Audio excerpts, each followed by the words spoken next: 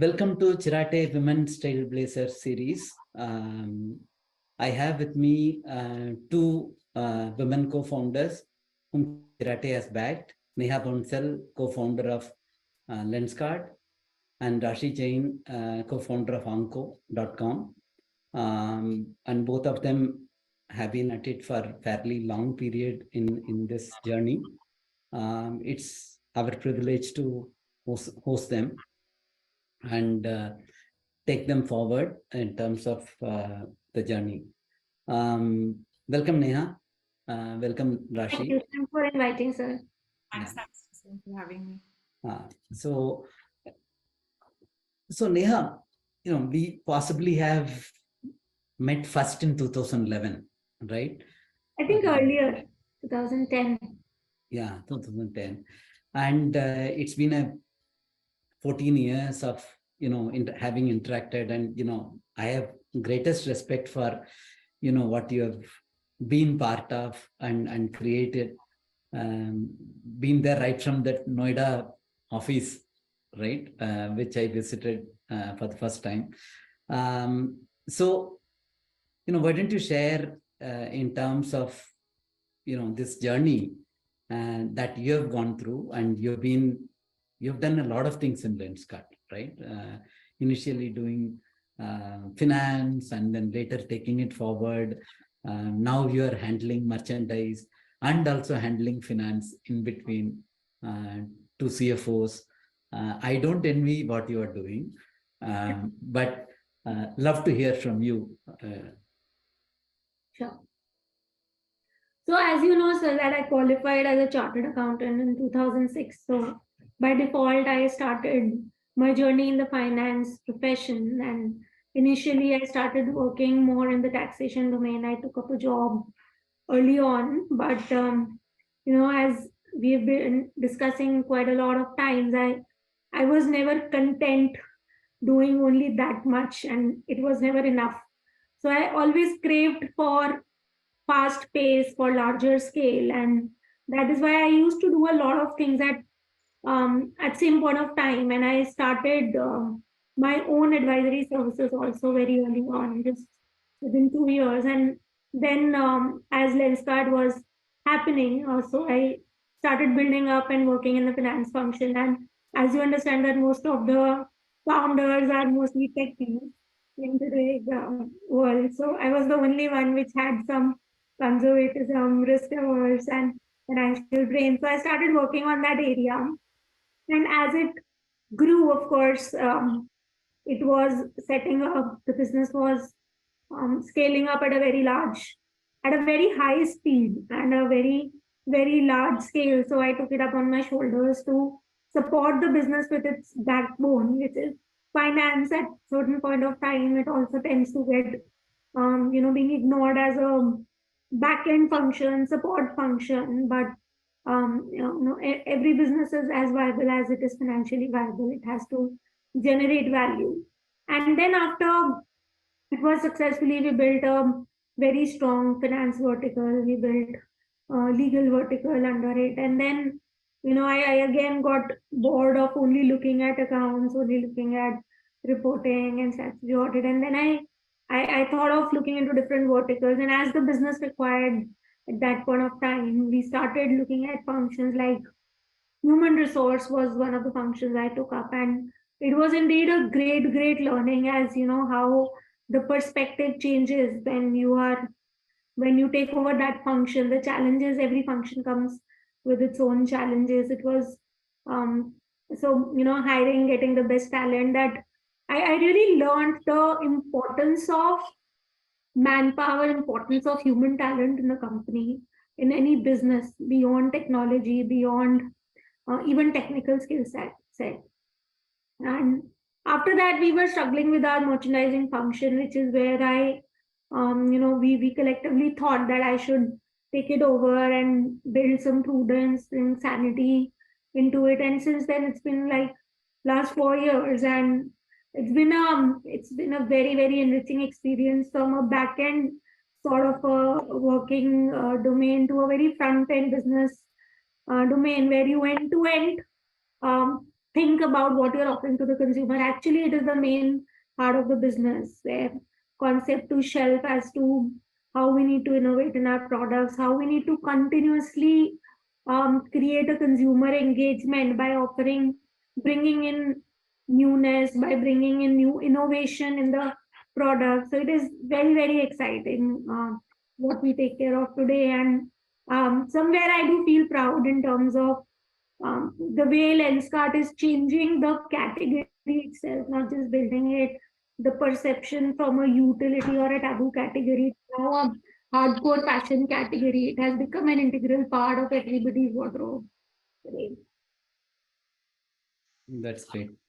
Thank you, Neha. And Rashie, you started off right off the bat after B school.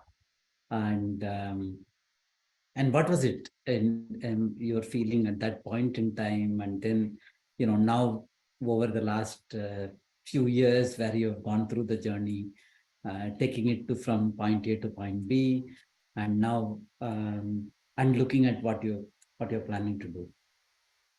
Yeah, thanks for having me, TCM, and it's so wonderful to meet Neha. I'm a big fan of Lenskart. I have been using Lenskart products for the last, I want to say 8 years, so maybe early customers. Yeah, Uh, but so TCM, in my case, um, always felt that when I was so before starting Onco, before going to business school, I actually spent 6 years in a corporate setting, and I always during my job felt that this was not my calling in life.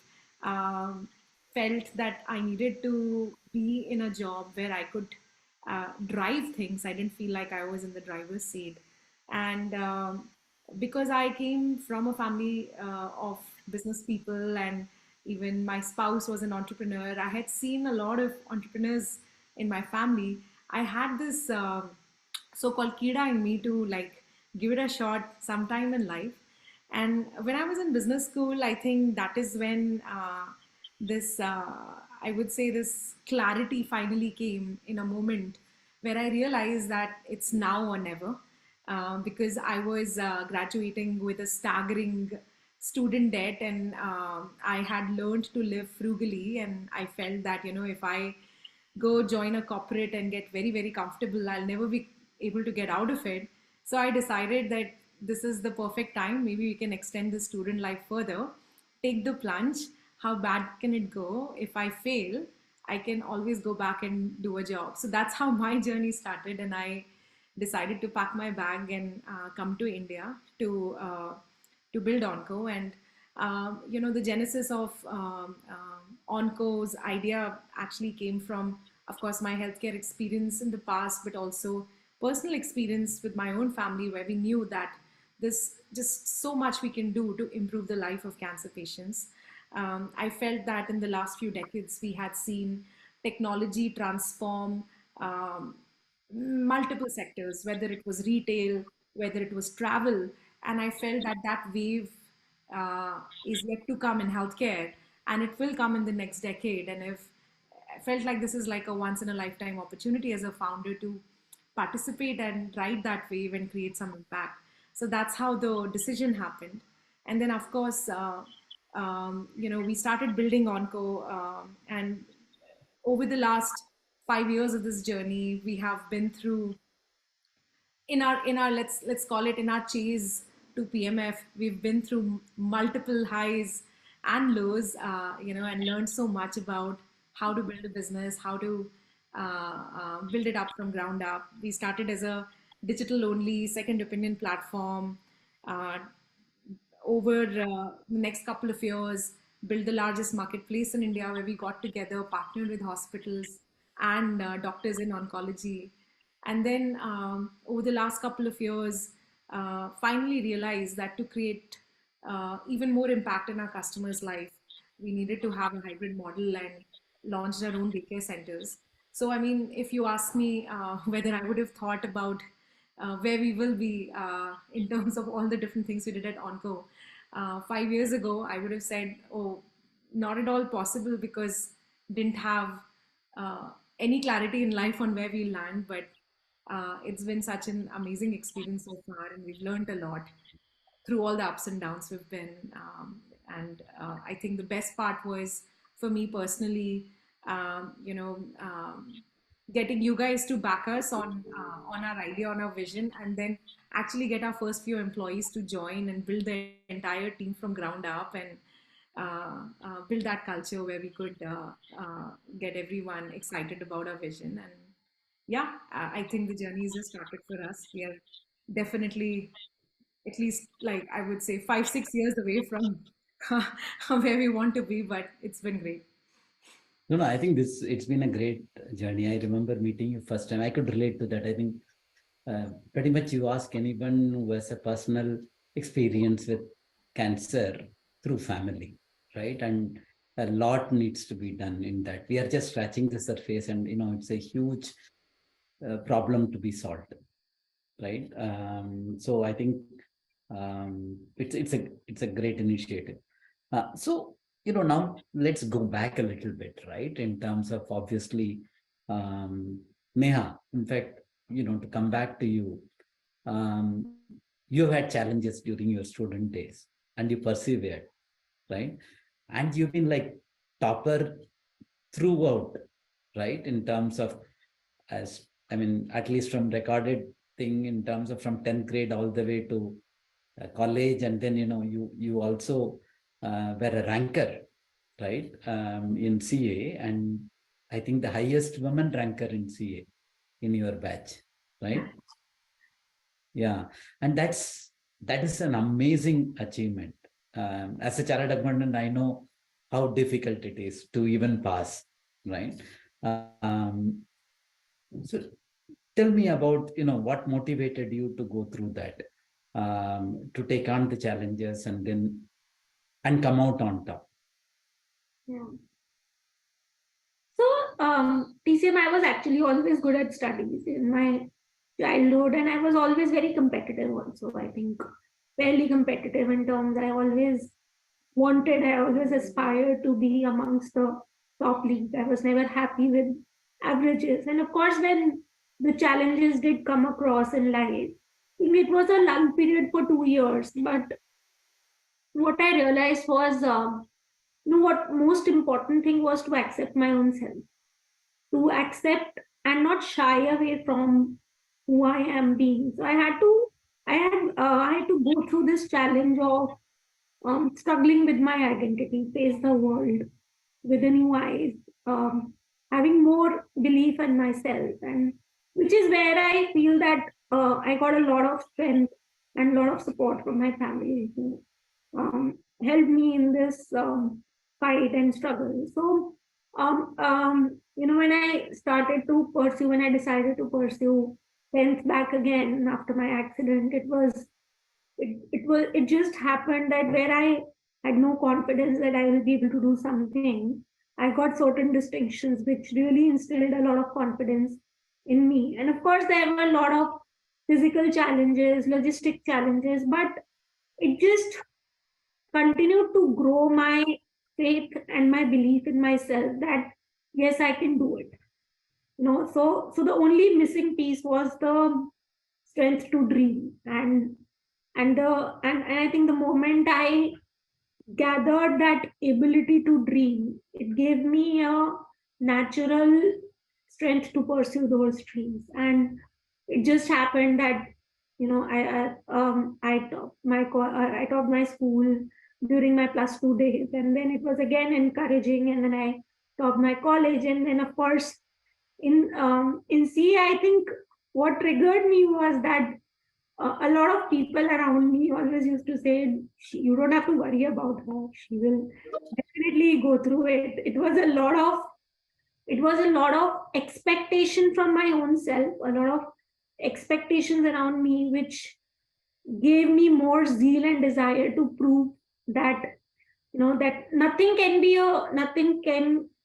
an obstacle. Nothing can push you back if you have made it in your mind and you believe that you can do it, then nothing can stop you. It could be any kind of challenge,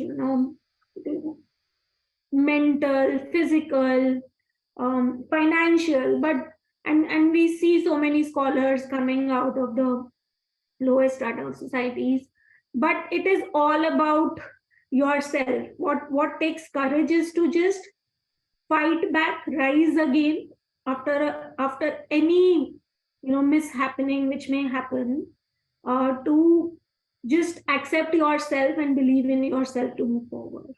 So that it was fortunate that probably as I was fighting towards my own dreams, I was struggling to believe.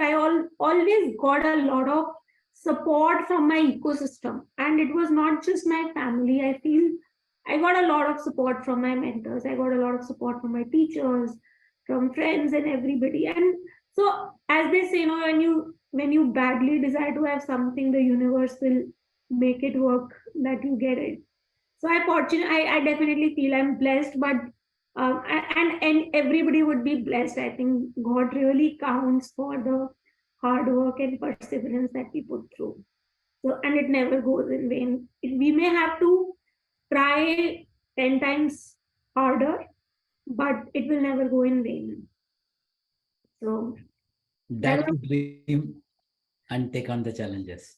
yeah, absolutely. And TCM sir, I would also share, when I qualified with All India 10th rank, there was so much of applause, so much of praises. But honestly, I actually was shattered after my qualification rather than before, because I was completely disregarded and probably boycotted by the corporate world. Nobody, the moment I shared that I used to check whether you have a lift in the office, and the HR would never call me back. And people make prejudices that who can do what, but I think it's just an equal level playing field that people need, but beyond prejudices. So, and that gave me the zeal. I was fortunate to get one of my first jobs, which within 2 years I realized that I can do much more than this, and then started with my entrepreneurial journey over there. But it has really made me learn in my life that things are not how we see them, or how they look. It's always how we see them. They are not as they are. No, that's great. It's a big win for the entrepreneurship ecosystem, thanks to the disregard of the corporates, I should say. Yeah, Thank you. yeah. And Rashi, how was your childhood? You said that you are coming from a business family, right? But so from going to studies and for IIT or something, you should have gone out and then gone out of the country. Um, so what were the challenges were there any challenges that you faced? So TCM, I come from a business family, but my father is the only person in my family who decided to uh, do a corporate job. And so in my childhood, I was actually completely detached from business and had no exposure in life. On this side, knew nothing about entrepreneurship. My dad is an engineer, and my entire childhood, I grew up with this one ambition that I have to be like my dad. And we were in a small town. We were posted in Jhansi, so did not have a lot of exposure to JE coaching or anything. In fact, I remember in my school, there was a physics teacher who once basically sat all the sort of so-called toppers down and gave them this lecture on why none of us will be able to make it to IITs and all. I mean, he was just basically, in our school we didn't have, like, all the teachers weren't that great. I also remember that teacher saying that, look, it's the world is really hard for men because the society expects them to earn a living. Women have it easy, especially pretty women have it easy because they just have to focus on finding good husbands. So, I did have some exposure to sexism because of such incidents in school, but I was very, very lucky that I had a fantastic family. Like, outside of that, I think I never even realized that because I was a girl, there were some opportunities in life that I wouldn't have access to. my parents motivated me and my sister, both of us, to pursue whatever we wanted to. And in that environment, without coaching, I was able to secure a rank in JEE, get into IIT, and of course, exposure in life started from there, from IIT, and met with some fantastic people there. Uh, a lot of my batchmates today are entrepreneurs, so I feel that that zeal to do something, create some value, whether it's just by doing hustling for student festivals or raising funds, raising sponsors, and all that started there. And they were just 29 girls and 520 men.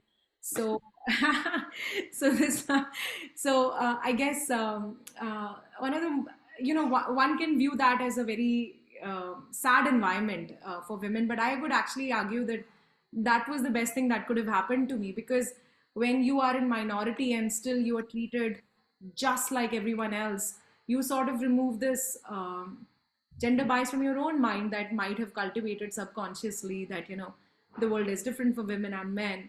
So I got, those were the best 4 years of my life, I have to say, and meet some amazing friends, and got me to a place where I sort of came out of undergrad thinking that I can do whatever I want to do in life. I just have to work hard towards it. So yeah, so that was sort of my childhood plus college. No, no, an interesting thing. It's purely meritocracy, right? At that time, and then when you are, even one out of the 29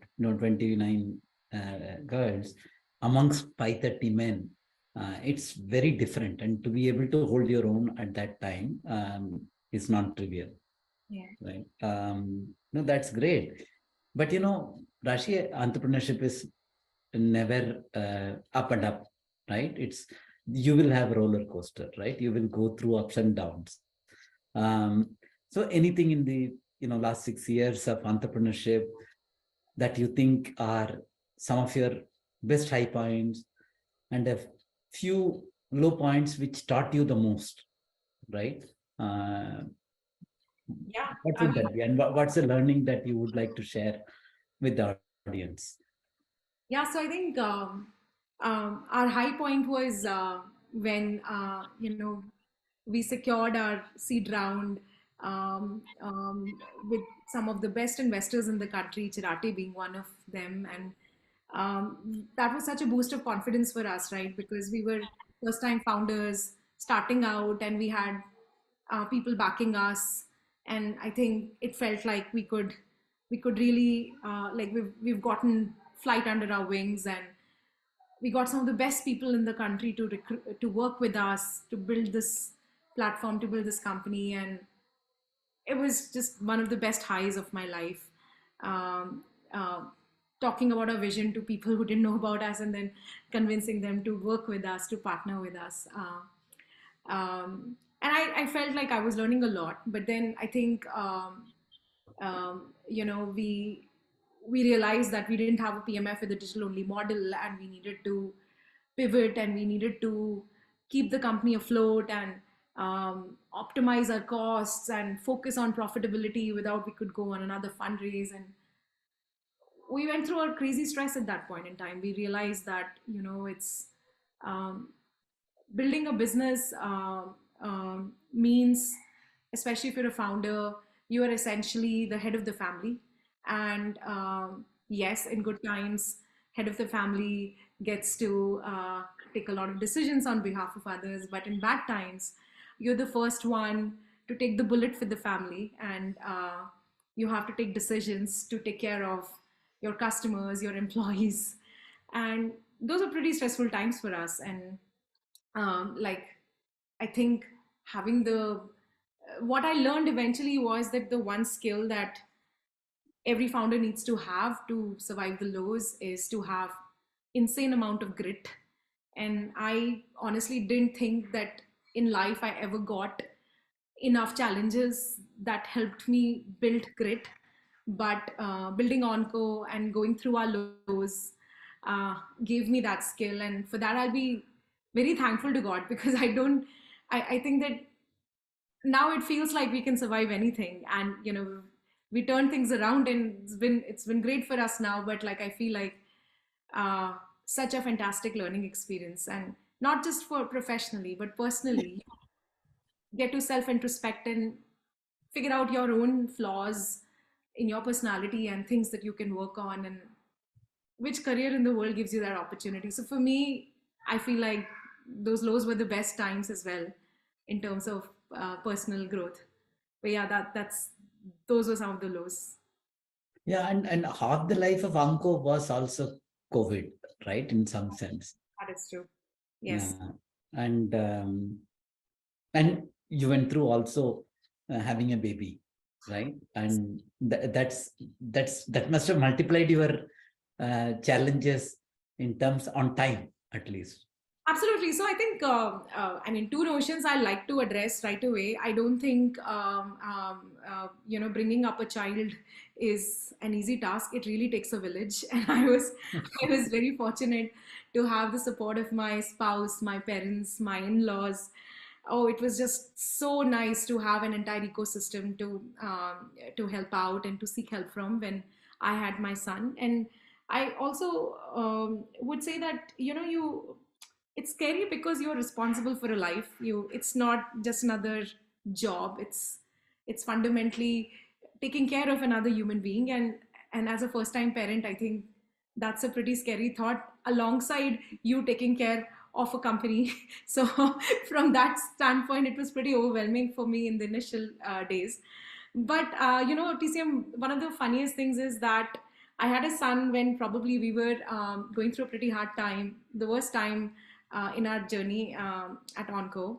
And there were times I felt I could be depressed, but because I had such a fantastic personal life, and I had a son who I could just, spend time with, I was so happy. And I actually thought that was the best thing that happened to me. So the pain of actually being a new mom and taking care of the child went away because I was getting so much happiness and there was so much more meaning to my life. So I actually it turned out to be a good decision to Yeah. be an entrepreneur and a mom at the same time, for me at least.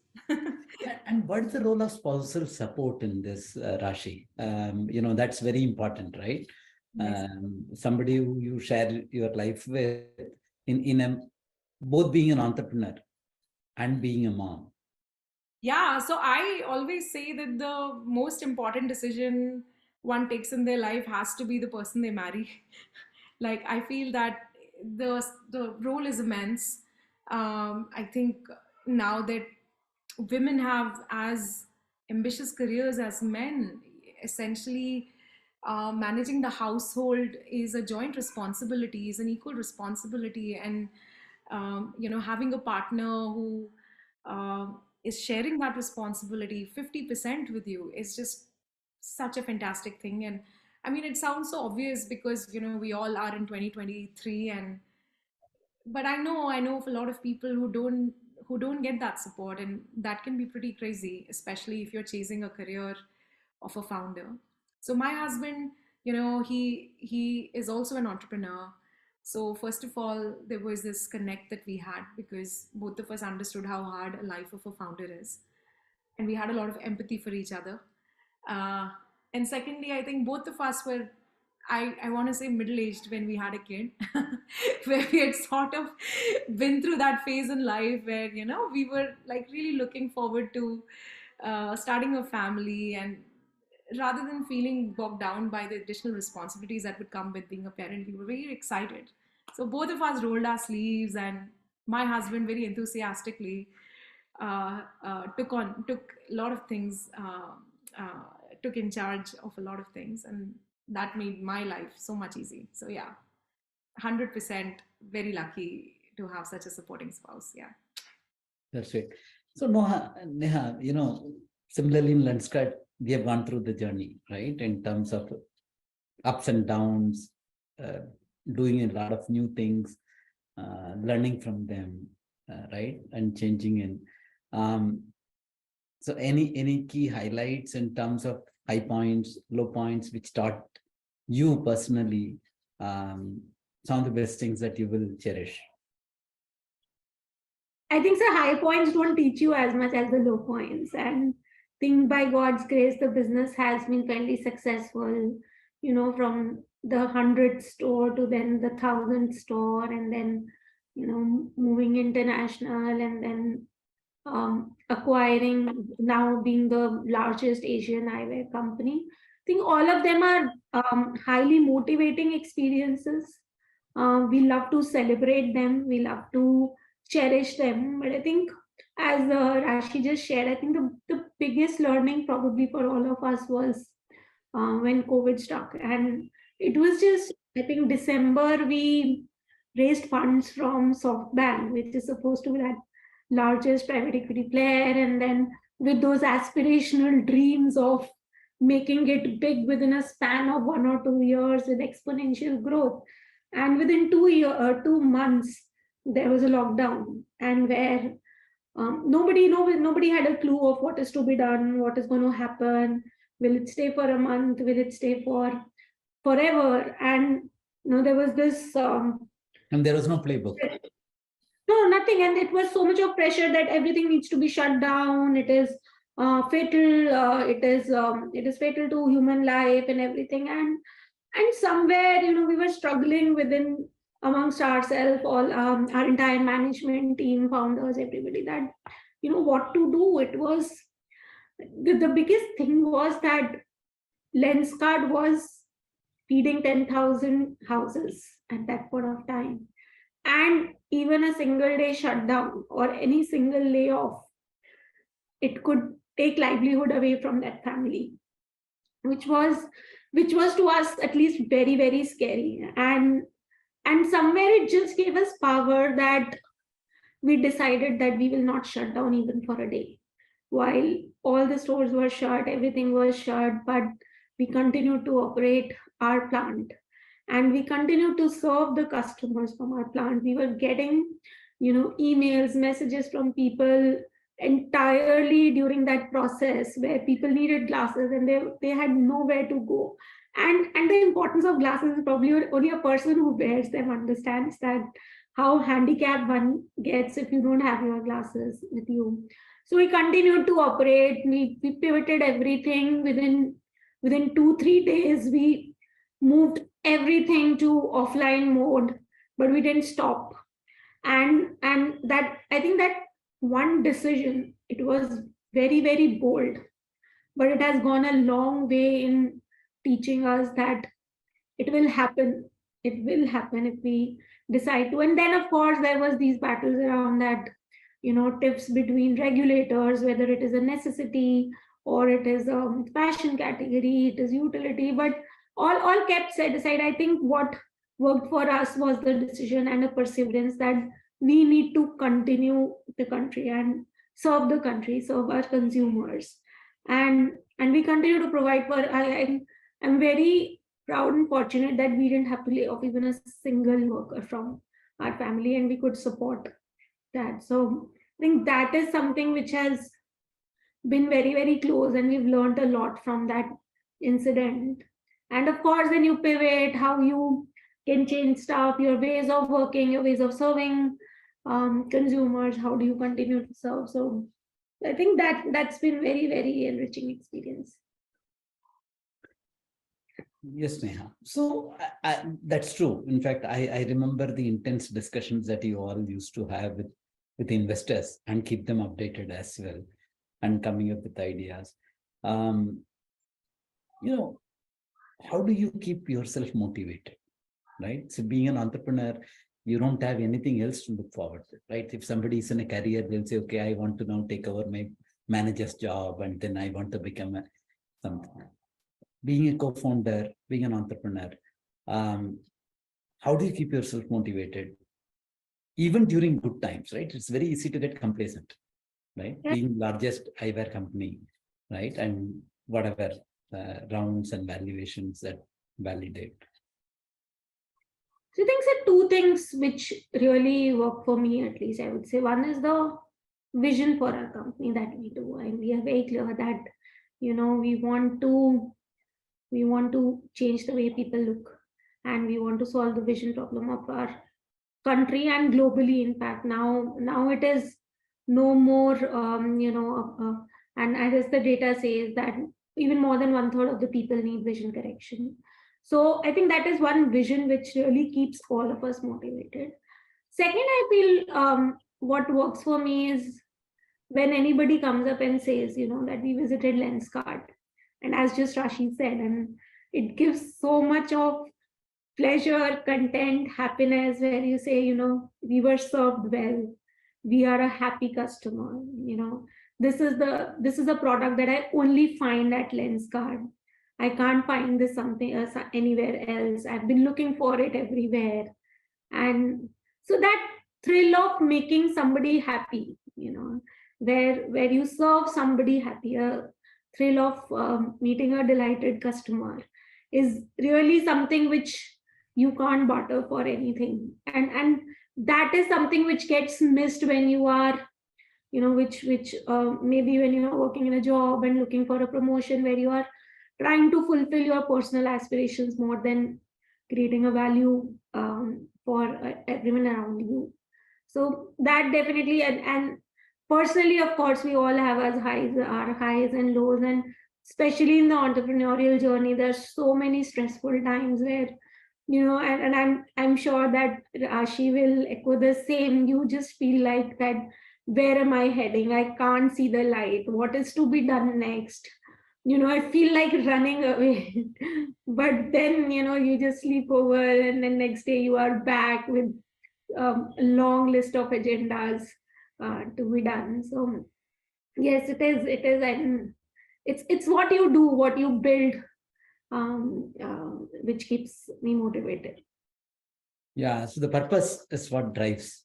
Yes, purpose. And I can relate to the high of listening to a happy Lenskart customer, and I at least look forward to that every week, and I do get it. It's even as an investor for me, happy to hear that, being the first investor and having gone through the journey for fairly long. That is always exciting for me. I've always seen, I always see you more as a co-founder than an investor now, that where, you're somewhere always standing at our side and not at the investor side. Yeah. So yeah, it's all of ours, baby. Yeah, it's mutual. And Rashie, in this journey, you would have figured out in terms of, what works for you. Each one has a different leadership style. They figure out what works for them, which is not necessarily same thing that worked for others, right? There will be tweaks. There will be, while, management books will say a lot of things. Finally, each leader has to figure out what success mantra for them. What are yours in terms of, as you discussed so far? I have to say I'm still learning, and I'm at best average at my job as a CEO. But I think the biggest thing was to learn to be appreciative of other points of views. I think I came maybe because of my education and then business school. I had gotten trained in a certain way where I was very, very assertive, opinionated, and which are good qualities actually when you're starting out as a CEO. It's great to be able to be assertive. But then I think as we build this company, as we started growing as an organization, I kind of realized that one of the skill sets that I could improve on was to try to learn to see a situation from a different lens, from a different perspective. And I think it's fantastic because then, if in an organization you have people with different personalities, different viewpoints, and as a leader, you can actually bring all those nice insights together and sort of create a coherent path forward. That can be such a enriching experience for the organization compared to being driven by the opinions just of the founders. So I think that was one of the things that I feel like at my age, I wouldn't have had this kind of an exposure if I was in a corporate setting, and I'll be very thankful for that skill. And then the other thing that I learned is sales. I think I, again, before starting Onco, I used to feel that I can communicate and do a good job. But I realize that being a storyteller is such an underappreciated skill, at least in our country, and it's such a fantastic skill to have if you can excite people. Get them to believe in your idea, whether employees, whether investors, whether customers. It is so powerful as a CEO. So I think that's another skill that I have tried to learn, still learning, long way to go. But yeah, these would be the two things I think. Yeah.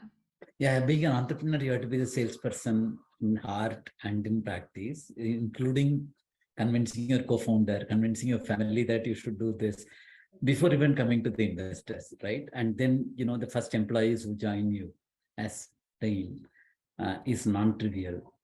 And, I can relate to that. And, we all go through that. But, great job, right? No, one of the things, what would be your advice in terms of, let's say, people who are now looking up to, the Rashies and Nehas, who are trailblazers in the field of entrepreneurship in their respective businesses. What do you advise for somebody who wants to become an entrepreneur, women entrepreneur especially? Neha, you should go first. I think I very strongly believe that before we venture into anything, it is only the strength of the self-belief that can drive you. As you said, that what motivates is that we have to believe very strongly. There would always be a lot of people around you who will tell you that what rubbish are you thinking about, this is not a prudent step that you take. um, you know um, um, Financial safety, financial security, it's not a idea worth investing. It is self belief, and one must should never ever shy away from trying at least what they want to do. And we all will have failures, but failures should never become full stops. They should only become us. So, and that's why probably the entrepreneurial journey is best to start when you are young, with less of responsibilities. As we grow further in our life stage, it becomes difficult. However, still everybody should pursue, give it a chance. At least give yourself one chance to your own self.